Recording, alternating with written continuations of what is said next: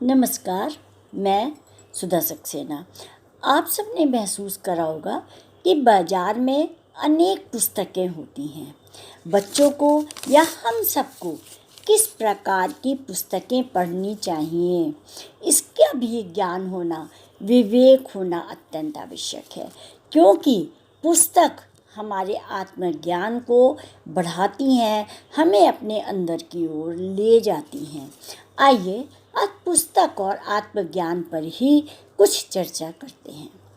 प्रसिद्ध अंग्रेजी दार्शनिक और राजनीतिज्ञ फ्रांसिस बेकन ने एक बार कहा था कि कुछ किताबें स्वाद के लिए पढ़ने के लायक होती हैं, कुछ घोटने के लायक होती हैं और कुछ चबाने और पचाने के लायक होती हैं।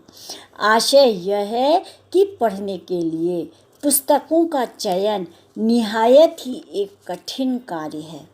महज पढ़ने के लिए किसी भी पुस्तक का बिना विवेक और तर्क के आधार पर चुनाव करना एक घातक प्रवृत्ति है, क्योंकि सभी पुस्तकें पाठकों के अंतर्मन, भावों और सपनों को साकार करने के उद्देश्य से रचित नहीं होती हैं, लिखी नहीं जाती हैं। किताबों की प्रकृति पर गौर करें तो सहज रूप से हम इस निष्कर्ष पर पहुंचते हैं, वह यह है कि कोई पुस्तक उसके लेखक के ही जीवन के अनुभव, दर्शन और विचारों का प्रतिबिंब है, जिसकी सर्वग्राह्यता का मानक पैमाना अंतर्द्वंद्व और विरोधाभास से अछूता नहीं होता है। फिर एक प्रश्न उठता है कि आखिर एक पाठक सर्वश्रेष्ठ, उपयोगी और जीवनोपयोगी पुस्तकों का चुनाव कैसे करे? आखिर कोई पाठक कौन सी पुस्तक को पढ़ने के लिए उत्प्रेरित हो जो उसके लिए मार्गदर्शक सरीखा कार्य कर पाए? कहा जाता है कि पुस्तकों के पढ़ने से प्राप्त ज्ञान हमें अंधेरे से, अज्ञानता से, कलुषता से, अमानवीय प्रवृत्तियों से और भय से मुक्त करता है। सूचना प्रौद्योगिकी के इस युग में इस लिहाज से उत्कृष्ट किताबों का चयन करना ही मानव के देवता बनने की प्रक्रिया में सबसे बड़ा कार्य है। पुस्तकों को आत्मा का पोषक, मस्तिष्क का आहार और आत्मज्ञान तथा मोक्ष की प्राप्ति का सोपान माना गया है।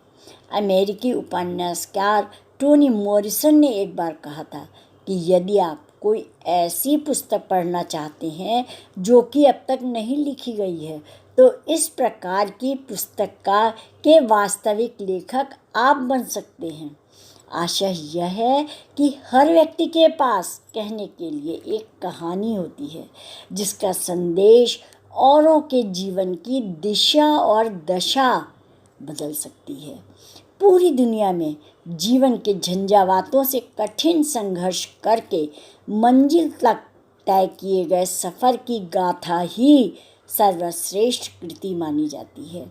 जो पुस्तक इन उद्देश्यों को पूरा करने के साथ साथ हमें कठिन परिस्थितियों में भी जीने के लिए जरूरी संबल प्रदान करती हो, वही पुस्तक उत्कृष्ट है। इसके साथ ही जीवन के हर मोड़ पर हमें अलग अलग प्रकार के मार्गदर्शन की आवश्यकता होती है। तो आवश्यकता यह है कि हम उसके अनुसार पुस्तकों का चयन करें। बच्चों को ऐसी पुस्तकों को पढ़ना चाहिए, या हमें माता पिता को ऐसी पुस्तकें उन्हें उपलब्ध करानी चाहिए जिससे कि वह अपने जीवन को श्रेष्ठ बना सकें और कुछ नया सीख सकें जो कि प्रेरक हो। इस प्रकार से हर एक के लिए अलग अलग पुस्तकों का, अलग अलग प्रकार की पुस्तकों का चयन आवश्यक है, क्योंकि पुस्तक हमारी कल्पना को, हमारे विचारों को पुष्ट करती है और एक नया मार्ग दिखाती है। कभी कभी पुस्तक पढ़ते पढ़ते आपको अपनी समस्याओं का समाधान स्वयं ही मिल जाता है। तो आज इतना ही। आप सब ने मेरे चैनल को लाइक और सब्सक्राइब किया है, उसके लिए आप सबका अतिशय धन्यवाद।